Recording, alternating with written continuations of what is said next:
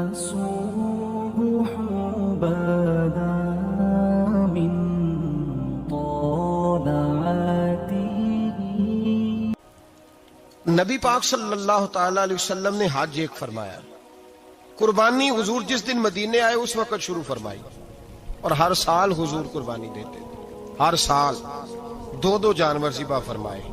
یا رسول اللہ صلی اللہ تعالی علیہ وسلم دو کا کیا مقصد فرمایا؟ ایک میری طرف سے، ایک میری غریب امت کی طرف سے.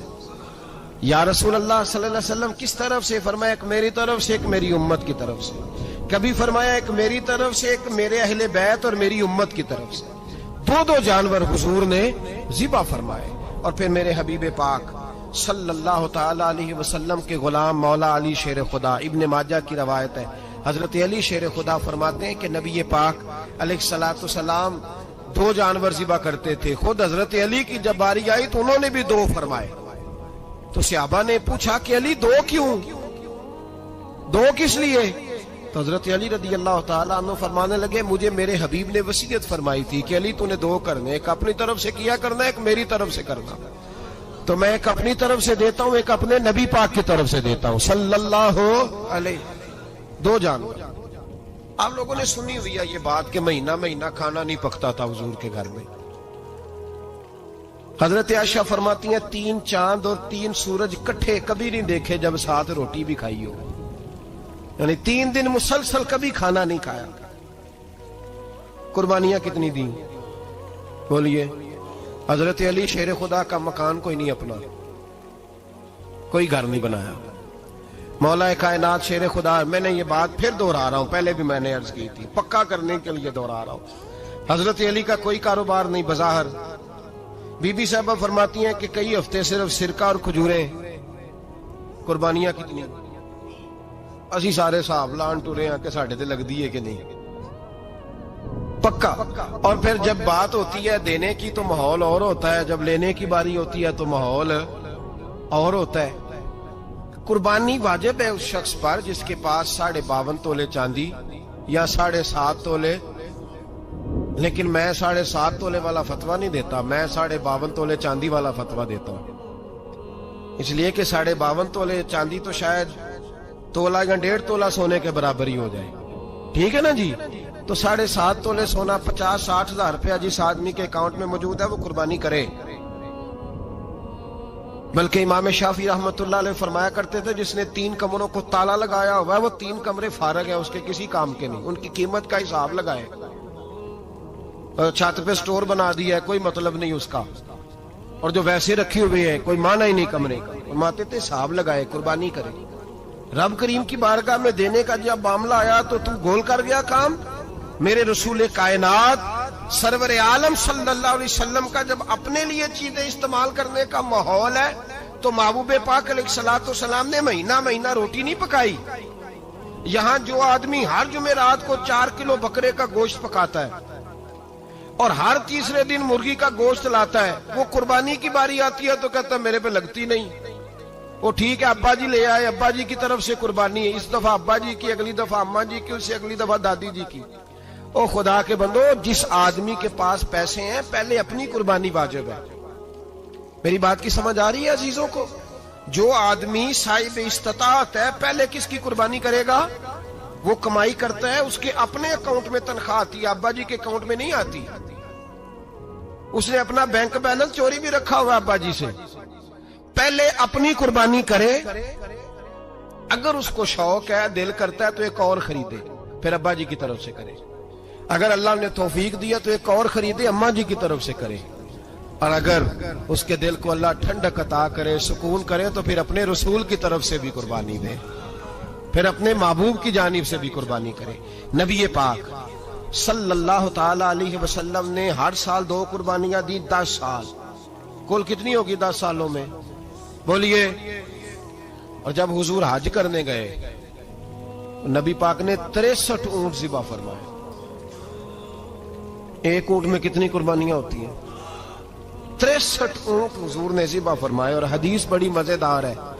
حضرت ابو ہریرہ رضی اللہ تعالیٰ عنہ فرماتے ہیں کہ جب اونٹ ذبح کرنے کی باری آئی تو ہم سوچ رہے تھے، پریشان تھے کہ یہ تو بڑا مشکل ہے ذبح کرنا. बड़ा मुश्किल है, इसको तो नहर करना पड़ता है, गिराना पड़ता है, बांधना पड़ता है। सबसे मुश्किल काम ऊंट ज़िबा करना है, तो नबी पाक सल्लल्लाहु अलैहि वसल्लम की तो आदत करीम है, अपने हाथ से ज़िबा करते हैं हुजूर। वो हमारा अल्लाह खैर करे, अब अल्लाह ही हाफिज है।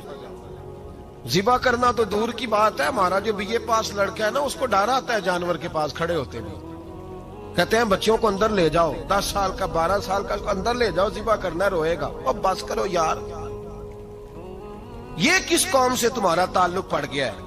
हमारे तो 12 और 14 साल के मुअव्वज़ और मुआद अबू जाल की गर्दन काट के रख दिया करते थे, और तू बच्चा बकरा ज़िबा करने से डरा रहा है। इसको खड़ा कर ला के, कुर्बानी तो जहाद की ट्रेनिंग है, वो खड़ा कर, इसको कहा बेटा यहाँ खड़ा हो, अल्लाह के रास्ते में बकरे की गर्दन काटनी है। अगर कोई शख्स खुदा रसूल के दीन की मुखालफत करे, कुफर का झंडा उठाए, तो उसकी गर्दन भी काटनी है।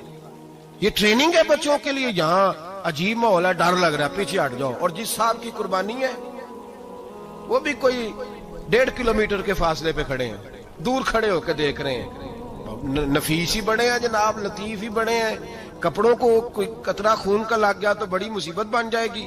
और अमीर आदमी, उसका तो घर कसाई ने खुद फोन किया है कि साहब सबसे पहले मैं आपके घर आऊंगा। उसको पता है कि मुंह मांगी कीमत मिलेगी। मेहरबानी फरमाए, कुर्बानी मेरे रसूल पाक सल्लल्लाहु अलैहि वसल्लम से ज्यादा नफासत वाली तबीयत किसी की नहीं। सहाबा कहते हैं इतना हसीन महबूब का अंदाज था कि कभी कपड़ों पे मक्खी भी नहीं बैठी थी। और हुजूर से हम सलाम लेते थे, दस्ते मुबारक चूमते थे, तो हमारे हाथों से कस्तूरी की खुशबू आने लगती थी। और फरमाते नबी पाक का हाथ यूं होता था कि बर्फ भी इतनी ठंडी नहीं जितना प्यारा हुजूर का हाथ ठंडा होता था। फिर भी हुजूर दस्ते मुबारक में खंजर पकड़ते, जानवर को लिटाते और अपनी तामत को समेटते, और अल्लाह के हबीब घुटना रखते उसकी गर्दन पर, और बिस्मिल्लाह अल्लाहु अकबर कह के ज़िबा फरमाते। हुजूर खुद दस्ते मुबारक से, तू इतना ज्यादा नाजुक मिजाज हो गया है कि अब ये वाली सुन्नत अदा करना मुश्किल हो गया तेरे लिए। 63 ऊंट हैं। और सहाबाए किराम अलैहिम रिदवान फरमाते हैं कि हाल ये है, हम सोच रहे हैं कैसे ज़िबा करेंगे, क्या करेंगे, कैसे गिराएंगे। और नबी पाक सल्लल्लाहु अलैहि वसल्लम कहते हैं हम अभी सोच में ही थे कि हुजूर ने छुरी पकड़ी। खंजर जब हुजूर ने उठाया तो फरमाते हैं ऊंट दौड़ता हुआ आया और नबी पाक के सामने आके लेट गया। फरमाते हैं अल्लाह के रसूल ने बिस्मिल्लाह अल्लाहु अकबर कह के ज़िबा किया, उसने टांग भी कोई नहीं हिलाई, पैर भी कोई नहीं हिलाया। वो किसी शायर ने बड़ी अजीब बात कही थी, उसने कहा फंसी जो दाम में बुलबुल तो लगी यूं कहने, करेगा कत्ल किया तूने जब असीर मुझे, कबाब शम्मा के शोले पे कीजियो सयाद, शक्ल गुल नजर आए दमे अखीर मुझे। वो कहते हैं बुलबुल को शिकारी, सयाद शिकारी, शिकारी ने पकड़ लिया बुलबुल को, तो सयाद से बुलबुल कहने लगी तूने पकड़ा है तो कत्ल तो करेगा ही ना, खाएगा तो सही, एक मेरी मिन्नत है। शिकारी कहने लगा वो क्या? तो बुलबुल कहने लगी जब तू मुझे ज़िबा करे ना और पकाए तो मुझे फूल से बड़ी मोहब्बत है, इस तरह करना, कोयले इतने ज्यादा दहकाना, इस कदर ज्यादा आग जलाना कि उनकी शक्ल गुलाब के फूल की तरह सुर्ख हो जाए। तो जब तू मुझे उन पर जलाएगा तो मुझे तकलीफ नहीं होगी, इसलिए कि महबूब का चेहरा जो सामने आ जाएगा, मुझे तकलीफ नहीं होगी। फंसी जो दाम में बुलबुल तो लगी यूं कहने, करेगा कत्ल किया तूने जब असीर मुझे, कबाब शम्मा के शोले पे कीजियो सयाद, ओ शक्ल गुल नजर आए दमे अखीर मुझे। आला हज़रत बरेलवी अलैहि रहमा फरमाया करते थे, फरमाते थे बड़ी तकलीफ होगी, बड़ी तकलीफ होगी जब जान निकलेगी। रवायतों में आता है जिस तरह बारीक दुपट्टा झाड़ियों पे डाला जाए, खींचा जाए तो फट जाता है, यूं तकलीफ होगी। पर फरमाने लगे रसूलुल्लाह के गुलाम को कोई तकलीफ नहीं होगी। हुजूर क्यों? फरमाया इसलिए कि जब जान निकलने लगेगी तो सामने जलवाए वद्दुहाद आ जाएगा, हुजूर के जलवे होते रहेंगे तो पता ही नहीं चलेगा जान कैसे निकल गई। फंसी जो दाम में बुलबुल।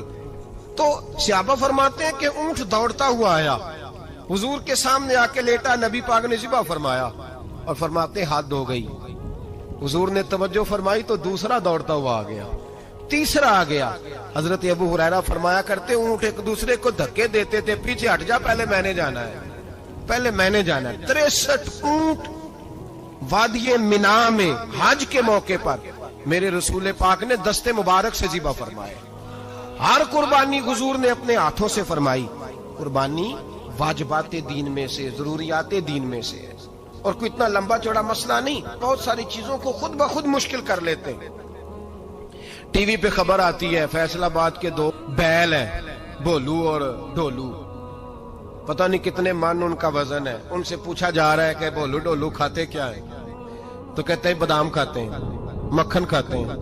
یہ جناب پتہ نہیں ان کو دودھ کتنے کلو روز پیتے ہیں، اور بھولو ڈھولو بیچارے سے خود نہیں چلا جا رہا.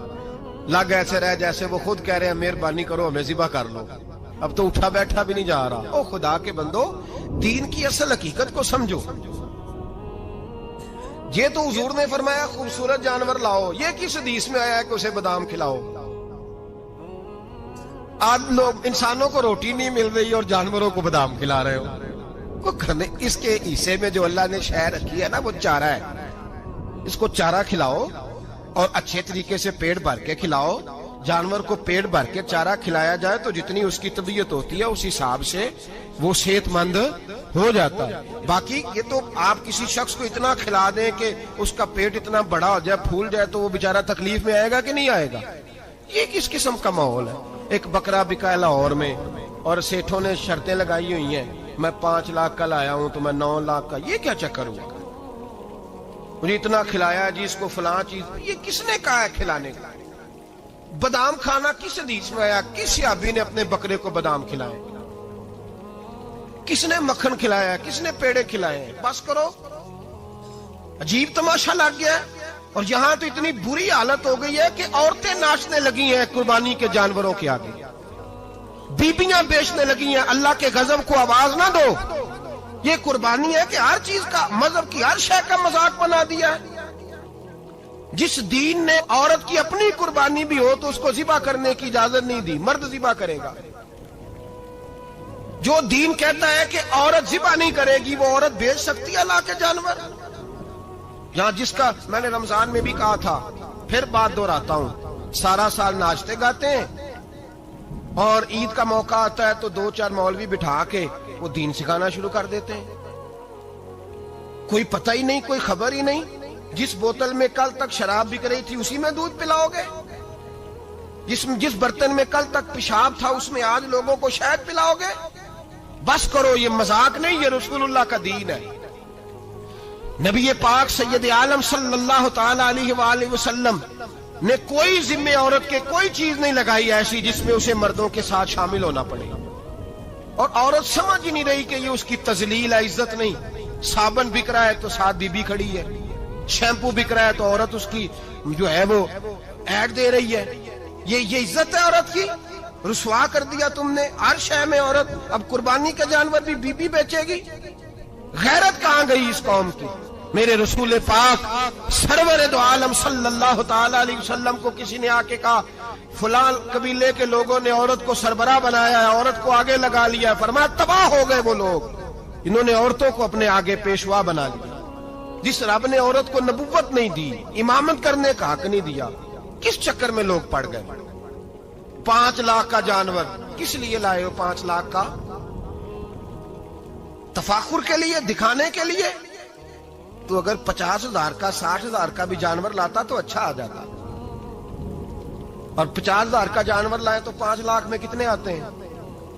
بولے تو 10 جانور ذبح ہوں گے تو کتنے غریبوں تک گوشت جائے گا؟ کتنے گھروں کا بھلا ہوگا؟ ہر چیز کا چکر الٹا کر دیا گیا ہے. اور صرف حج کے لیے ہوتی تو میرے رسول پاک ہر سال قربانی نہ کرتے. اور میرے نبی پاک قربانی دینے کا حکم. ایک اور بات بڑی لوگ پوچھنے لگے، کہتے جی گائے کی ہوتی ہے، بھینس کی بھی ہوتی ہے کہ نہیں؟ چلو جی اب نئی بات نکل آئی. حدیث پاک میں لفظ آیا اونٹ کا، نبی پاک نے فرمایا بکرا 1 سال کا، گائے 2 سال کی، اونٹ 5 سال کا. حدیث میں لفظ آ گیا اونٹ کا. اب کو بندہ کہے پہلے بتائیں نارکا کے مادہ کا، تو میں کدھر سے آپ کو حدیث نکال کے دوں جس میں نر بھی اور مادہ علیحدہ علیحدہ ہو؟ حدیث پاک میں ذکر آ گیا دمبے کا، مینڈے کا. اب باقی جو سارے جاگ رہے ہیں نا، اب غور فرمائیں، باقی ایک بکرا ہے، ایک چترا ہے، ایک دمبا ہے، ایک دیسی بکرا ہے، ایک پہاڑی بکرا ہے، تو علیحدہ علیحدہ لفظ کہاں سے نکال کے دیے جائیں؟ یہ ساری انواع ہیں، اقسام ہیں. 9 हैं। इसी तरह भैंस भी गाय की एक किस्म है। इमाम आजम अबू हनीफा फरमाते हैं नौ मिन्हु, ये उसकी एक किस्म है, 9 में से है, गाय की 9 में से है। आप आम लफ्ज बोलते हैं तो कहते हैं बकरा, चतरा, गाय, भैंस, आम लफ्ज है ना। तो जब गाय कह दिया तो आपको बंदा कहे गाय आया तो पहले बताएं गाय तो है, तो इसमें बैल शामिल है कि नहीं। तो गाय की जितनी किस्में है ना, हमारे मुहद्दिसीन भैंस को गाय में शामिल करते हैं। भैंस गाय की एक किस्म है। तो नबी पाक सल्लल्लाहु अलैहि वसल्लम ने जब गाय का लफ्ज इस्तेमाल किया तो भैंस उसके अंदर आ गई। तो अगर गाय की कुर्बानी जायज है तो भैंस की कुर्बानी भी जायज है। अगर बैल की कुर्बानी जायज है तो कट्टे की कुर्बानी भी 100% जायज है। उसके अंदर 7 हिस्से डाले जाएंगे, उसे कुर्बान किया जाएगा, ये जायज है। अगर आप शरई लफ्ज निकाल के दिखाने को कहेंगे तो फिर तो बड़ी चीजों में लोग उलझ जाएंगे। फिर कैसे निकाला जाएगा, खसी की जायज है कि नहीं, जो खसी नहीं उसकी जायज है कि नहीं, खुला की। तो इन तफसीलात, हाँ बहुत सारी चीजों की तफसीलात हदीस में है, लेकिन सारी चीजों की मौजूद नहीं। इसलिए मेरे अजीज याद रखें, भैंस की कुर्बानी भी होगी, गाय की भी होगी, बैल की भी होगी, कट्टे की भी होगी। जिनकी नहीं उनकी नहीं। हमने कभी कहा हरण की कुर्बानी भी होगी या मुर्गी की कुर्बानी भी होगी। तो हदीस मुबारका के अंदर जो चीजें मौजूद हैं उनकी जितनी इकसाम है उन सब की कुर्बानी करना हाँ जायज है। और मेरे नबी पाक सल्लल्लाहु अलैहि वसल्लम ने फरमाया जानवर खूबसूरत हो, लंगड़ा ना हो, काना ना हो, जख्मी ना हो, खूबसूरत जानवर लाओ, उसको ला के ज़िबा करो। लोग कहते हैं चलो उतने पैसे अल्लाह के रास्ते में दे दें, तो ये काफी नहीं काफी। मुस्लिम शरीफ में, बुखारी शरीफ में मेरे नबी पाक सैयद आलम सल्लल्लाहु ताला अलैहि वसल्लम ने फरमाया 10 जिलहज को अल्लाह की नजर में इब्ने आदम का सबसे पसंदीदा अमल। लेकिन ना 10 जिलहज को, कल 10 जिलहज है तो बड़े काम होंगे, फजर की नमाज भी होगी, तकबीराते तशरीक भी पढ़ी जाएंगी।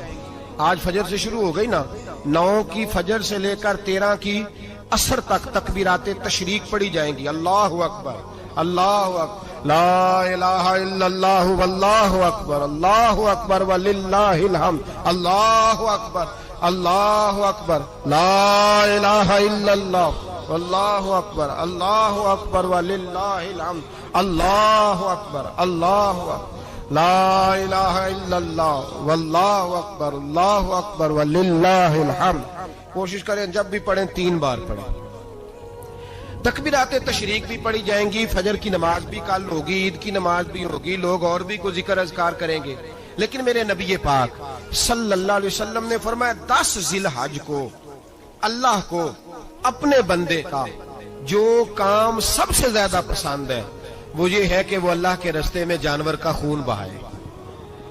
हालांकि नमाजें भी हैं, अज़कार भी हैं, तकबीरात भी हैं, सारा कुछ है, पर अल्लाह को सबसे ज्यादा क्या पसंद है? जानवर को कुर्बान करना। ये अल्लाह को बड़े खूबसूरत लफ्ज नबी पाक अलैहिस्सलाम ने फरमाया, कुर्बानी का जानवर कयामत के दिन अपने सींगों और खुरों समेत आएगा, और जिसने कुर्बानी की होगी उसकी बख्शिश करवा के उसे जन्नत में लेकर जाएगा।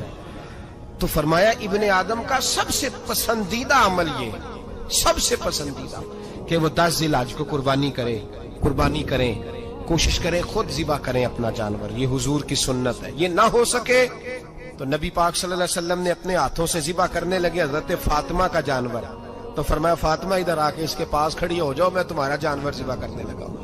अपने जानवर के पास खड़े हो। मेरे जो भाई ज़िबा करने का काम करते हैं ना, कसाब हम कहते हैं, सारे कसाब नहीं होते, बहुत सारे लोग ये सादत हासिल करते हैं और बड़ी नेकी का काम करते हैं। अल्लाह उन्हें बड़ी बेहतरीन जज़ा अता फरमाएगा, बड़ा खैर का काम करते हैं। लेकिन चूंकि रश होता है ऐसे लोगों के पास, थोड़ी जल्दी भी होती है, पहले तो कोशिश करें तकबीर खुद डालें, ये नहीं हो सकता तो करीब खड़े हो। हमारे यहाँ एक रिवाज ये भी है कि 2 बंदे हाथ रखते हैं, ज़िबा वो कर रहा होता है तो जिसकी कुर्बानी होती है उसको कहते हैं तू भी साथ हाथ रख, होता है ना जी बहुत सारी जगहों। अब हुक्म ये है शरीयत इस्लामिया का कि जब जानवर ज़िबा करेंगे तो पढ़ेंगे बिस्मिल्लाही अल्लाह, बिस्मिल्लाही अल्लाह। हाँ, नबी पाक सल्लल्लाहु अलैहि वसल्लम ने लंबी दुआ पढ़ी, सहाबा भी लंबी दुआ, इन्नी वज्जहतु वजही लिल्लज़ी फतरस समावाति वल अर्द हनीफम वमा अना मिनल मुशरिकीन, ये भी पढ़ा। और फिर मेरे रसूल पाक صلی اللہ علیہ وسلم نے یہ بھی کہا کہ اللہ میری طرف سے قبول فرما، میری امت میری اہل بیت کی طرف سے قبول فرما۔ صحابہ جب جانور ذبح کرنے لگتے پہلے یہ دعا پڑھتے، پھر کہتے اللہم تقبل منا کما تقبلتا خلیل کا ابراہیم علیہ السلام وتقبلتا حبیب کا محمد صلی اللہ علیہ وسلم، اے اللہ ہم سے بھی قبول فرما جیسے تو نے حضرت ابراہیم سے قبول فرمائی اور جیسے اپنے حبیب حضرت محمد صلی اللہ علیہ وسلم سے قبول۔ یہ ساری دعا پڑھیں، اور جب جانور ذبح کرنے لگے تو پھر پڑھیں بسم اللہ اللہ بسم اللہ اللہ۔ اچھا، دو آدمیوں نے ہاتھ رکھا ہوا ہے، دو آدمیوں نے۔ اب اگر ایک نے بھی نہ پڑھی بسم اللہ اللہ اکبر تو جانور حلال نہیں ہوگا، دونوں کو پڑھنا پڑے گا۔ یہ مسئلہ یاد رکھیں۔ ایک اور بات بھی بتانی ہے آپ، وہ بھی آپ نے یاد رکھنی۔ قربانی کے بڑے جانور میں کتنے حصے ہوتے ہیں؟ 7۔ اب 7 حصوں میں 7 کی نیت قربانی کی ہونی چاہیے، 7 کی۔ 6 حصے ڈال گئے، جو چلے تھوڑے سے زیادہ امیر لوگ نہیں تھے، نارمل تھے، انہوں نے 6 حصے ڈال لیے۔ 7واں امیر آدمی تھا، اس کو جا کے کہا یار ایک حصہ نہیں مل رہا، تو چل تو نے تو 2-3 بکرے لیے ہوئے ہیں، تو بھی شامل ہو جا۔ اس نے پہلے تو کہا نہیں یار میں نے اب لے لی ہے، پھر جب اصرار کیا تو کہا چلو ٹھیک ہے بڑے گوشت کا قیمہ کرا لیں گے۔ تو اس طرح کرو، ڈال لو میرا بھی حصہ۔ اب 6 کی نیت قربانی کی، 7ویں کی گوشت کی، کسی کی بھی قربانی نہیں ہوگی، گئے سارے۔ اب اس کے لیے شرط کیا ہے کہ اس کو بھی آپ، اصل میں ہمیں مسائل نہیں آتے، نہ ہم سیکھتے ہیں نہ پتہ کرتے ہیں، پھر خرابی ہوتی ہے۔ اب اس سے کہیں کہ یار قربانی سے پہلے اپنی نیت کا اعادہ کر، اپنی نیت کا اعادہ کر، بتا کہ تیری نیت کیا ہے، اور اگر غلط ہے تو صحیح کر لے، تاکہ سب کی قربانی تو بتا۔ یہ جو تو رکھ رہا ہے قربانی، تو کس کی قربانی کر رہا ہے؟ دادا جی کے نام کی، ابا جی کے نام کی، اپنے پیر کے نام کی، استاد کے نام کی، یا رسول پاک صلی اللہ علیہ وسلم کے نام، نبی پاک کے نام کی؟ اس سے پوچھیں، اور جو وہ نیت بتائے اس نیت کی دعا ہوگی، اس کی طرف سے کہا جائے گا اے اللہ اس کی طرف سے اسے قبول۔ میری بات کی سمجھ آ رہی ہے میرے عزیزوں کو؟ اور اس ارادے کے ساتھ قربانی، اگر ایک کی بھی نیت خراب ہو گئی تو مسئلہ بگڑ گیا۔ اس لیے ان مسائل کو، اور نبی پاک کے نام کی جو قربانی ہوگی، سبحان اللہ، میں کرامات کا زیادہ قائل نہیں، ہم کرامات کے نہیں کیفیات کے قائل ہیں، کیفیات کی۔ اور دین ویسے بھی لفظوں کا نام نہیں، کیفیت کا نام ہے۔ میرے حصہ فرمایا کرتے تھے ہم کرامت سے زیادہ کیفیت کے قائل ہیں۔ اگر مرید ساری زندگی کرامتیں سناتا رہے اور کبھی اسے مدینے جانے کا شوق ہی پیدا نہ ہو، کبھی نبی پاک کے نام پہ آنسو نہ آئے، تو پھر کرامت کا فائدہ نہیں، کیفیت تو ملی نہیں اسے، ہم کیفیت۔ اسی طرح ہم نظرانے کے نہیں، نظر آنے کے قائل ہیں۔ تو بھائی یہ یاد رکھ لیں، کیفیت کا نام دین ہے۔ نبی کریم علیہ الصلوۃ والسلام بائی دبے ایک قضائے حاجت کے لیے ایک باغ میں تشریف لے گئے۔ حضور باغ کے اندر داخل ہوئے ہی تھے، اونٹ بندھا ہوا تھا، تو حضرت ابو درداء رضی اللہ تعالیٰ عنہ کہتے ہیں وہ اونٹ نے حضور کی طرف دیکھا تو اس نے رونا شروع کر دی۔ اصل میں دکھ پوچھنے والا کو ملے تو پھر ہی رونے کا مزہ آتا ہے، ہر جگہ تو دکھ سنایا بھی نہیں جا سکتا۔ ایسا ملے نا جو دکھ پوچھنے والا ہو، تسلی تشفی دینے والا ہو، جس کے کندھے پہ سر رکھ کے بندہ دیر تک روئے۔ اونٹ رونے لگا تو حضرت ابو درداء رضی اللہ تعالیٰ عنہ فرماتے ہیں نبی کریم علیہ السلام اس کی طرف بڑھے، حضور نے اس کی پشت پر ہاتھ رکھا تو وہ اور زیادہ رونے لگا۔ پھر میرے محبوب نے اپنے کان مبارک اس کے منہ کے قریب کیے تو اس نے کوئی بات کی، محبوب نے فرمایا بلاؤ نا اس کے مالک کو کہاں ہے۔ وہ جب آیا تو حضور صلی اللہ علیہ وسلم نے فرمایا کہ تم اسے اس کی ضرورت سے زیادہ اس پر وزن رکھتے ہو، اسے اذیت دیتے ہو، تکلیف پہنچاتے ہو۔ پھر حضور علیہ السلام نے فرمایا اسے کھانا اور پانی وقت پر نہیں دیتے، دھوپ چھاؤں کا خیال نہیں رکھتے۔ اور آخری لفظ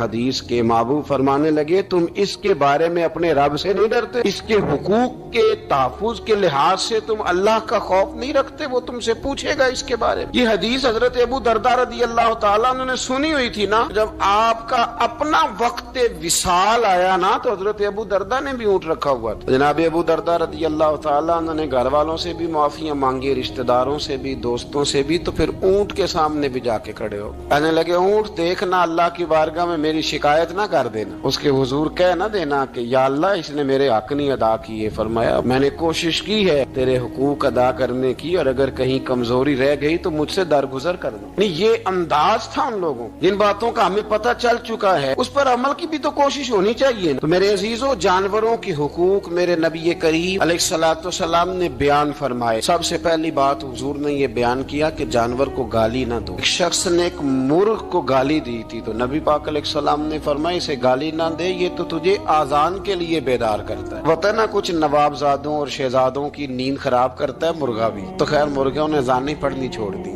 تکلیف کی بات ہے، خوشی کی بات نہیں، درد کی بات، یہ اذیت کی بات۔ یعنی وہ وطن بھی کو وطن ہے جس میں اذان کی آواز ہی نہ آئے، وہ دیش بھی کو دیش ہے۔ ہم جا کے اب بسنے لگے ہیں ٹاؤنوں کے اندر، سوسائٹیوں کے اندر، جہاں اذان کی آواز ہی نہیں آتی۔ کچھ جگہ ہے جہاں اذان کی آواز ہی نہ آئے۔ ہمارے ہاں جو غریب لوگ ہوتے ہیں نا، وہ گدھا ریڑھی پہ دفعہ سبزی بیچتے ہیں۔ یہ ہمارے آج کل کنوں بہت زیادہ ہے مارکیٹ میں، تو میں دیکھتا ہوں کہ سڑک کے اوپر گدھے کو بھی کھڑا کیا ہوا، اس لیے کہ اب وہ اسی کے اوپر سارا دن رکھیں گے اس کو، اور شام تک جب تک بکے گا نہیں اس بیچارے کی خلاصی نہیں ہوگی۔ نبی پاک صلی اللہ علیہ وسلم نے فرمایا کہ جانور کو سواری بناؤ، کرسی نہ بناؤ۔ دو صحابہ بیٹھے تھے گھوڑے کے اوپر، ایک ادھر بیٹھا تھا ایک ادھر بیٹھا تھا، دونوں آپس میں باتیں کر رہے تھے۔ جس طرح ہمارے زمانے میں جو نئی نئی کار خریدتا ہے نا، تو اس کا بھی کوئی واقف مل جائے تو وہ روڈ کے اوپر کھڑے ہو کے بات کرتا ہے، چونکہ روڈ تو اس نے الاٹ کرایا نا اپنے نام۔ تو میرے جیسا آدمی کئی دفعہ پیچھے ہو بھی نا، تو ایک دن بچہ مجھے کہنے لگا کہ زور سے ذرا ہارن دی، تو میں نے کہا یار اس کے پاس نئی نئی دولت آئی ہے تو مطلب اس کو ہارن نہ دے، پتہ نہیں کہاں سے بولے گا، تو اس کا تو کچھ نہیں بگڑے گا، تو ہمارے لیے مسئلہ بنے گا۔ یہ ارج نہیں، اب یہ کھڑا ہے تو کھڑا، یہ اس کو لوگ چودراہٹ سمجھتے ہیں، یہ چودراہٹ نہیں ہوتی، اس سے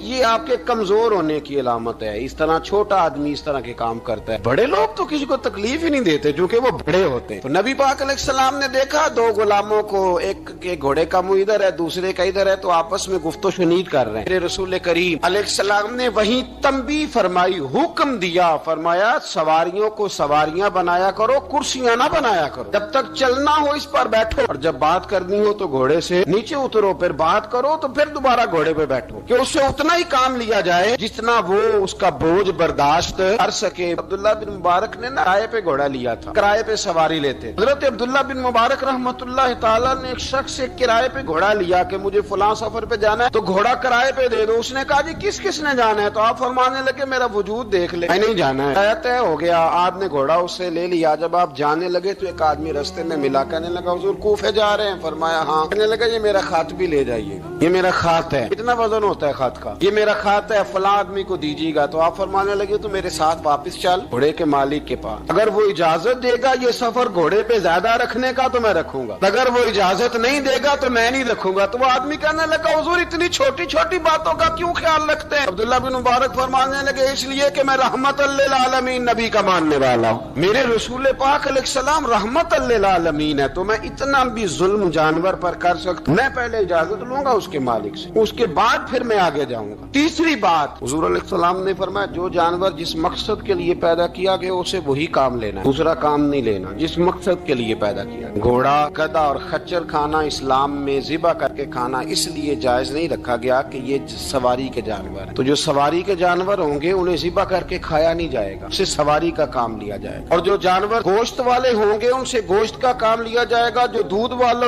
ہوں گے اس سے دودھ کا کام لیا جائے گا۔ بخاری مسلم میں موجود ہے، نبی پاک علیہ السلام فرماتے ہیں ایک شخص نے بیل پر سواری کر لی، اس نے سواری کر لی اور جب وہ تھوڑا سا آگے گیا نا تو بیل اپنا منہ پیچھے کر کے کہنے لگا میں سواری کے لیے نہیں پیدا کیا گیا۔ اللہ نے اسے زبان عطا فرمائی اور بیل بول پڑا، کہنے لگا مجھے حال کے اندر جوت لے، یہ کام مجھ سے لے لے، لیکن تو میرے اوپر سواری نہیں کر سکتا، سواری کے لیے اللہ نے گھوڑے پیدا کیے، اونٹ، گدھے اور خچر پیدا کیے ہیں، جو جانور جس مقصد کے لیے ہوگا اس سے وہی کام لیا جائے گا۔ ایک بات اور کرنے لگا ہوں، ذرا سخت ہے، جانوروں کو لڑانا حرام ہے۔ حضرت عبداللہ ابن مسعود رضی اللہ تعالیٰ عنہ روایت بیان کرتے ہیں، فرمایا لعنتی ہے وہ شخص جانوروں کو آپس میں لڑاتا ہے، وہ لعنتی ہے جو جانوروں کو آپس میں اور آپ اس ملک میں رہتے ہیں جہاں کروڑوں روپے کی شرطیں لگتی ہیں جانوروں کی لڑائی، جانوروں کو اذیت دی جاتی ہے، تکلیف دی دی جاتی ہے، کبوتر اڑائے جاتے ہیں اور انعام اس کو ملتا ہے جس کا کبوتر دیر کے بعد آئے۔ کبوتر باز کبوتر کو بیٹھنے نہیں دیتا۔ یہ حرام ہے، شریعت اسلامیہ میں حرام ہے جانوروں کا لڑانا اور ان کو ایک دوسرے کے خلاف ابھارنا حرام ہے، دین میں منع کیا گیا ہے۔ اب جانور کو اگر پالیں گے بھی تو اس حد تک پالیں گے کہ جس حد تک اس کو کسی اذیت میں مبتلا نہ کیا جائے۔ کتوں کی لڑائی کرائی جاتی ہے، مرغوں کی لڑائی کرائی جاتی ہے، جانوروں کو اذیت پہنچتی ہے، بیلوں کی لڑائی ہوتی ہے، سینگ ٹوٹ جاتے ہیں، لہو اتنا بہتا ہے جانوروں کا کہ دیکھا نہیں جاتا۔ ان سامنے بیٹھنے والے تالیاں بجا رہے ہیں، یہ تو بڑے سخت دل لوگوں کے رویے کہ جانور کا خون بہ رہا ہے اور آپ تالیاں بجا رہے ہیں۔ مرغے بیچارے کی چونچ لہو لہان ہو گئی ہے، سامنے والے نے اتنا مارا ہے اور یہاں تالیاں بج رہی ہیں کہ میرا جیت گیا، بجائے اس کے کہ اس کو پٹی کی جاتی، اس کو دیکھا جاتا۔ یہ تو سنگ دل لوگوں کا کام ہے۔ ہم تو رحمت للعالمین نبی کے غلام صلی اللہ علیہ وسلم، ہمارے دین نے تو ہمیں یہ مزاج ہی نہیں دیا۔ ہم نے تو پیار کرنا، ہم نے تو محبت بانٹنی، ہم نے تو شفقت کرنی۔ نبی پاک علیہ الصلوۃ والسلام نے انور سے اس کے بچوں کو جدا کرنے سے منع فرمایا۔ جب تک بچے کو ماں کی ضرورت ہے اسے جدا نہیں کیا جائے، جب تک وہ دودھ پیتا ہے اسے جدا نہیں کیا جائے۔ ریا کا بچہ بھی چھوٹا ہے اور اس کی ماں اس کے لیے دانا لے کے آتی ہے تو اسے ماں سے جدا نہیں کیا جائے گا، اس کی جذبات کا، احساسات کا خیال رکھا جائے گا۔ یہاں تو میرے دیہاتوں کے جو بڑے سمجھدار قدری قسم کے لوگ ہیں، ان کا بھی جب بہو سے اختلاف ہوتا ہے تو کہتے ہیں اس کے بچے رکھ لو، یہ جب خود روئے گی تو لوٹ کے آ جائے گی۔ اس محبوب نے جانور سے اس کے بچے جدا کرنے سے منع کیا، ماں سے بچے جدا کر رہا ہے۔ اور سیانے لوگ، کچھ میکے بھی ایسے ہیں، میکے بھی وہ کہتے ہیں بیٹے تو آ جا اور بچے واپس کر دے، اس لیے کہ بھئی ہمارا نہیں ان سے نظام چلے گا، بچے ان کے ہیں تو ان کو دے۔ یا کتنا ظلم ہے نا، انسان ہو کے یہ بات کر رہا ہے، سمجھدار ہو کے، عقل مند ہو کے، ذی شعور ہو، دعویٰ ہے اس کی بزرگی کا۔ نبی رحمت علیہ السلام کی غلام حضرت ابو ہریرہ رضی اللہ تعالیٰ عنہ فرماتے ہیں، مشکات میں موجود ہے، فرمایا کہ چڑیا آئی اور آ کے میرے نبی کے کندھوں پہ بیٹھ گئی۔ اس چڑیا نے کیا کہا کہ محبوب کی آنکھوں میں آنسو آ گئے، حضور روئے، فٹافٹ حضور اٹھے، فرمایا کون اس کے بچے اٹھا کے لایا ہے؟ اس نے اس کے بچے اٹھائے، کون ہے جلدی بتاؤ۔ حضرت ابو ہریرہ کہتے ہیں کہ صحابی ہے کہ یا رسول اللہ میں ذرا پسند آ گئے تھے تو میں اٹھا لایا ہوں۔ حضور نے فرمایا اسے واپس کر دو، یہ میری بارگاہ میں شکایت کر رہی ہے تو قیامت میں بھی تیری شکایت کرے، جا وہیں رکھ کے آ، جہاں سے تو اٹھا کر کے لایا تھا۔ میرے دوستو، دین اتنے اعلیٰ حقوق بیان کرے جانوروں کے، اور انسان اس سے آگے بڑھ کے انسانوں کے ساتھ سلوک کرے۔ ہم نہ سیاست سے بادشاہی لینا چاہتے ہیں، سیاستدانوں کے اپنی جیب سے اشتہار چھپوا کے بادشاہی لینا چاہتے ہیں، ڈیرا بنا کے بادشاہی لینا، نہ بادشاہی تو رحم کرنے سے ملتی، بادشاہی تو شفقت کرنے سے ملتی، بادشاہیاں تو اللہ کی مخلوق سے پیار کرنے سے ملتی۔ بادشاہیاں، امام احمد بن حنبل رحمۃ اللہ تعالی علیہ فرماتے، میں نے ایک محدث کا تذکرہ سنا کہ وہ میرے محبوب کی حدیثیں بیان کرتے ہیں تو کہتے ہیں میں شوق علم میں ان کی بارگاہ میں پہنچا، جب میں گیا تو کتے کو کھانا کھلا رہے ہیں، میں نے سلام لی تو انہوں نے جواب تو دیا پر کوئی اتنی توجہ نہیں کی میری طرف۔ میرے دل میں خیال آئی محدث ہیں اور کتے کے ساتھ اتنا پیار کر رہے ہیں، میری طرف دیکھا ہی نہیں۔ تو فرماتے ہیں وہ کتے کو کھانا کھلا کے فارغ ہوئے تو میری طرف دیکھ کے کہنے لگے، احمد بن حنبل، میرے علاقے میں کتے نہیں رہتے، کتے دوسرے شہر میں زیادہ پائے جاتے ہیں، یہ بھوکا تھا تو ادھر آ گیا تھا، اور تمہیں حضور علیہ السلام کی وہ حدیث تو پتہ ہوگی، نبی پاک نے فرمایا جو کسی کے ساتھ امید لگائے اور وہ آدمی اس کی امید پوری کرنے پر قادر ہو پھر بھی امید پوری نہ کرے، قیامت کے دن اللہ اس کی بھی بہت ساری امیدیں پوری نہیں کرے گا، اسے سزا ملے گی۔ امید پوری کرنے پر قادر تھا، مجبور نہیں تھا، پر پوری نہ کی تو اسے قیامت کے دن سزا ملے گی۔ فرمایا یہ کتا امید لگا کے آیا تھا میرے گھر میں کھانے کی، اگر میں پوری نہ کرتا تو پھر حضور کی اس حدیث پر عمل کیسے ہوتا اور پھر مجھے حدیثیں بیان کرنے کا مطلب کیا سمجھ میں آتا۔ امام احمد بن حنبل رحمۃ اللہ تعالی علیہ فرماتے ہیں میں نے کہا استاد جی اجازت دے دیں، کہا کدھر آئے تھے؟ کہا حضور جس کام آیا تھا نا وہ میرا بڑا ہی اچھا ہو گیا، وہ بڑا شاندار ہو گیا، جو حدیث بھی آپ نے بیان کر دی اور صرف بیان نہیں کی، آپ نے تو عمل کر کے بھی دکھا دیا، آپ نے تو اس حدیث پر منوان عمل کر کے بھی دکھا دی۔ جانور کے ساتھ حسن سلوک کرنا، اس کے ساتھ پیار کرنا۔ کچھ جانور موذی ہوتے ہیں، شریعت نے انہیں مارنے کی اجازت دی ہے، اجازت دے دیا، جو جانور تکلیف دیتا ہے، اذیت دیتا ہے، اسے مارا جا سکتا ہے، لیکن جانور کے حقوق کا لحاظ کرنا، اس پر رحم کھانا، اس پر توجہ دینا, ان چیزوں کو سمجھتے نہیں. امیر ملت, اور اگر میں کہوں بانیے پاکستان تو میں ٹھیک کہوں گا. بانیے آڈ تھا ایک اس وقت انگریزوں کا بڑا. جماعت علی شاہ صاحب محدث علی پوری بھی پاکستان کی تحریک چلا رہے تھے اور قائد اعظم بھی چلا رہے تھے. تو لارڈ نے قائد اعظم سے کہا تھا کہ قائد اعظم مجھے تیری سیاست سے اتنا ڈر نہیں آتا جتنا جماعت علی شاہ کے دین سے ڈر آتا. اتنا مجھے, میں آن دی ریکارڈ بات کر رہا ہوں ذمہ داری کے ساتھ, کہ تیری سیاست سے میں اتنا نہیں ڈرتا جتنا جماعت علی شاہ کے دین سے ڈرتا. اس لیے کہ یہ جب دین کا نام لے کے پاکستان کی بات کرتا ہے تو لوگوں پہ عدو تاری کر دیتا ہے. اس لیے میں تیری سیاست سے زیادہ اس کے دین سے ڈرتا ہوں. پیر ملت پیر جماعت علی شاہ صاحب ابو العرب بھی کہا جاتا. ان زمانوں میں عرب میں غربت آئی تو یہاں سے ہندوستان سے چندے اکٹھے کر کر کے پیر جماعت علی شاہ صاحب لے جایا کرتے. مدینہ شریف میں آج بھی جماعت منزل موجود. صاحب کی اپنی رہائش تھی. ملت پیر جماعت علی شاہ صاحب نہ مدینے میں گزر رہے تھے تو بڑے بڑے مرید ساتھ تھے. اس زمانے میں لوگ ہاتھوں میں چھڑی رکھا کرتے, جانور اکثر ہوتے تھے تو چھڑیاں ہاتھوں میں ہوتی تھیں. تو پیر صاحب گزر رہے تھے, بوڑھے آدمی تھے, ساتھ تھے, تو ایک کتا دوڑا دوڑا آ گیا. وہ پیر صاحب کے قریب سے گزرنے لگا تو ایک مرید نے نہ کتے کی ٹانگ پہ ڈنڈا مارا, پچاڑ جا کپڑوں کو نہ لگ جانا. تو چونکنے لگا, رونے لگا. جب بھاگا نا تو لوگ کہتے ہم نے عجیب منظر دیکھا. 100 سال کے پیر جماعت علی شاہ صاحب پگڑی ہاتھ میں پکڑی اور کتے کے پیچھے بھاگنا شروع کر, دوڑ کے کتے کو اٹھا کے لائے اور یوں اس کو سینے سے لگایا. پیر صاحب نا اس کتے کو اپنی رہائش گاہ پہ لے گئے, اپنی پگڑی کھول کے نا تو اس کی پٹی کی, پھر دودھ کا پیالہ اس کے آگے رکھا. کتے نے دودھ پی لیا تو پیر جماعت علی شاہ صاحب نے ہاتھ باندھے لگے, مدینے کے کتے بھی پاک کی بارگاہ میں میری شکایت نہ کر دینا, حضور کی بارگاہ میں شکایت نہ کرنا کہ یا رسول اللہ یہ آتے حاضری دینا, ہمیں تکلیف دیتے ہیں. شکایت نہ کرنا مصطفیٰ کریم کی بارگاہ میں نے نہیں اسے کہا تھا, اس سے بھول ہو گئی, میں معافی مانگتا ہوں. میرے عزیزو, وہاں درد تھا, وہاں سوز تھا, وہاں پیار تھا, وہاں محبت تھی. لیکن ہمارے رویے انسانوں کے حق میں تو کیا جانوروں کے حق میں سخت سے سخت تر ہوتے جا رہے ہیں. ہم نے اپنے شوق سے جانور لڑانے شروع کر دیے, کبوتر اڑانے شروع کر دیے. تباہی پر تباہی کا ماحول ہم فراہم کرتے جا رہے ہیں. ان سے پیار کریں, ان کو آسانی دینے کی کوشش کریں. کچھ لوگ ایسے ہوتے ہیں جو بیچارے بائی نیچر ہی کچھ پریشانیوں کا شکار ہوتے ہیں, اور قرآن مجید نے جو ارشاد فرمایا نا کہ کچھ لوگ نفس کی خواہش کو اپنا خدا بنا لیتے ہیں, تو وہ بلا وجہ بھی بہت ساری باتیں کرتے ہیں جن کا کوئی وجود نہیں ہوتا. عورت کو حقوق دلانے کے لیے بہت سارے لوگ بہت ساری غلط باتیں کرتے ہیں. جو لوگ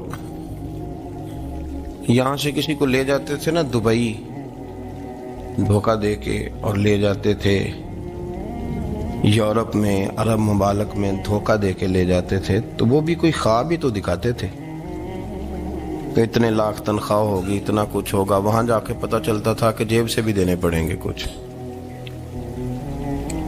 بہت سارے لوگ ایسے ہوتے ہیں, وہ سارے خوبصورتی کے نام پر ہی دھوکہ دیتے ہیں.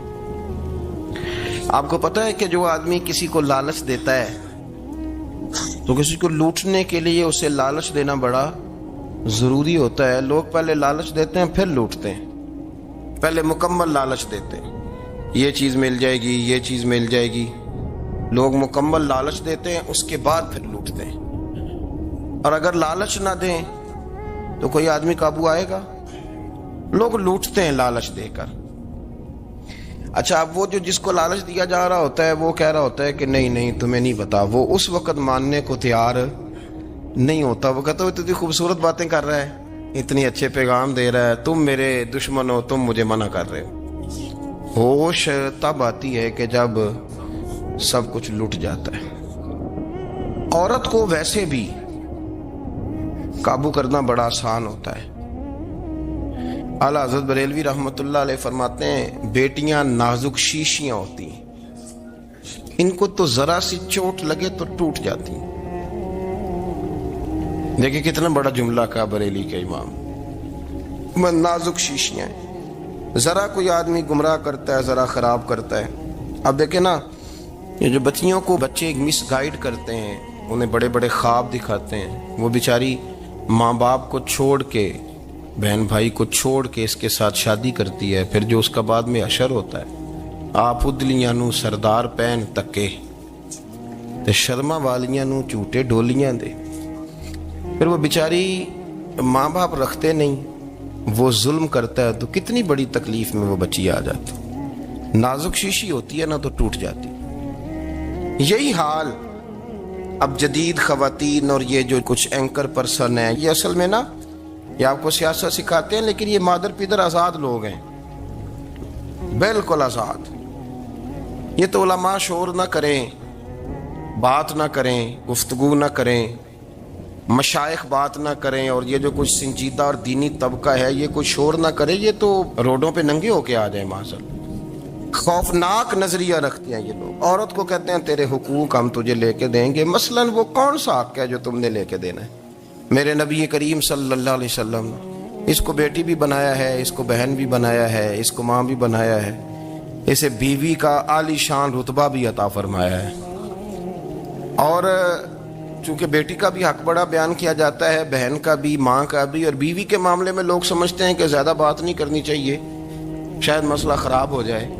حالانکہ نبی پاک صلی اللہ تعالیٰ علیہ وسلم نے بیوی کے بارے میں پتہ کیا فرمایا؟ فرمایا جب تم نکاح کر لیتے ہو تو اپنا ایمان محفوظ کر لیتے ہو۔ اب میں اس کی شرح نہیں کرتا، آپ خود کر لیجئے گا کہ وہ ایک ایسی شخصیت ہوتی ہے کہ جس کی موجودگی میں آپ کا ایمان محفوظ ہے۔ اب میں نہیں سمجھتا کہ اس سے بڑی بات کوئی اور ہو سکتی ہے، جس کی موجودگی میں آپ کا ایمان، اور بھئی یہ حدیث پاک عرض کر رہا ہوں، نکاح جب کوئی کر لے تو اس نے اپنا ایمان مکمل کر لیا، اس کا معنی یہ ہوا کہ آپ کا ایمان محفوظ ہے اس کی موجودگی میں۔ تو اس سے زیادہ بھی، یعنی ایمان سب سے قیمتی چیز ہے نا، تو اس کے محفوظ ہونے کی وجہ حضور نے نکاح بیان کر دی۔ اب میرا خیال ہے بیوی اگر کوئی اس سے بڑا حقوق مانگے گی تو بے وقوفی کرے گی۔ اتنا بڑا درجہ نبی کریم نے اسے عطا کر دی، اتنا بڑا مقام دے دیا کہ تو خامند کے ایمان کے محفوظ ہونے کا ذریعہ بن گئی ہے۔ عورت کو جو حقوق رسول کریم صلی اللہ تعالی علیہ وسلم نے عطا فرمائے، نبی پاک نے جو حقوق دیے، دیکھیں نا، حضرت عبداللہ ابن عمر رضی اللہ تعالیٰ عنہ کی اہلیہ بیمار تھی، تو جلدی سے وہ آئے، تو جب بہت جلدی ہو، سفر بڑا شدید تھا، تو آپ نے جلدی سے نماز ادا کی، جلدی سے چلے۔ آپ کے خادم کہنے لگے حضور خیریت ہے؟ فرمایا میری بیوی بیمار ہے۔ تو اس نے عرض کی حضور آپ کی اہلیہ بیمار ہے، تو آپ نے نماز بھی جلدی سے پڑھی، سفر بھی جلدی کیا۔ تو فرمانے لگے یہ وہ چیزیں ہیں جو ہمیں مدینے والے رسول نے سکھائی ہیں۔ آپ اس کیفیات کو سمجھیں کہ حضور صلی اللہ علیہ وسلم نے درس دیا۔ اور پھر ایک اور بہت بڑی بات، یہ فضیلت کسی اور کو نہیں دی، جو عورت کو حضور نے فضیلت دی، یہ فضیلت کسی اور کو نہیں دی۔ کبھی حضور نے فرمایا کہ تمہارا ابا تمہارے ساتھ بہت سخت رویہ کرے تو تم نے اس کو اس سختی پر داد دینی ہے؟ فرمایا چلو اگر وہ زیادتی بھی کرے تو تم نے اس کے ساتھ سلوک اچھا ہی کرنا ہے۔ لیکن آپ ایک بات کو سمجھے نا کہ بچے کے بارے میں، بیٹے کے بارے میں، بیٹی کے بارے میں فرمایا 10 سال کے ہو کے نماز نہ پڑھیں تو سختی کرو، تمہارا ڈنڈا بھی لٹکنا چاہیے۔ بہت ساری جگہوں پہ بہت سارے لوگوں کے لیے سختی کا حکم دیا، لیکن عورت کے لیے حضور نے جو جملے کہے، اصل میں ہم سمجھتے ہیں کہ یہ ایک بات ہے، مشہور ہو گئی ہے روایت حدیث، تو بس اس کے پس منظر پر اور جملوں کے حسن پر شاید معاذ اللہ غور کرنے کی ضرورت نہیں، ذرا اس لفظ کی تاثیر پر غور کریں۔ حضور نے فرمایا عورت ٹیڑھی پسلی سے پیدا کی گئی ہے، یہ ٹیڑھی ہے، کو سیدھا کرنے کی کوشش کرو گے تو ٹوٹ جائے گی۔ تو حضور پھر ہمارے لیے حکم کیا ہے؟ فرمایا جیسی ہے تم اسی کے ساتھ نبھا کرو۔ آپ سمجھیں کہ اتنا محفوظ حضور نے درجہ دے دیا بی بی کو، اتنا محفوظ کہ فرمایا غلطی بھی ہو تو میرے غلاموں تم اس کے ساتھ نبھا کرو، گزارا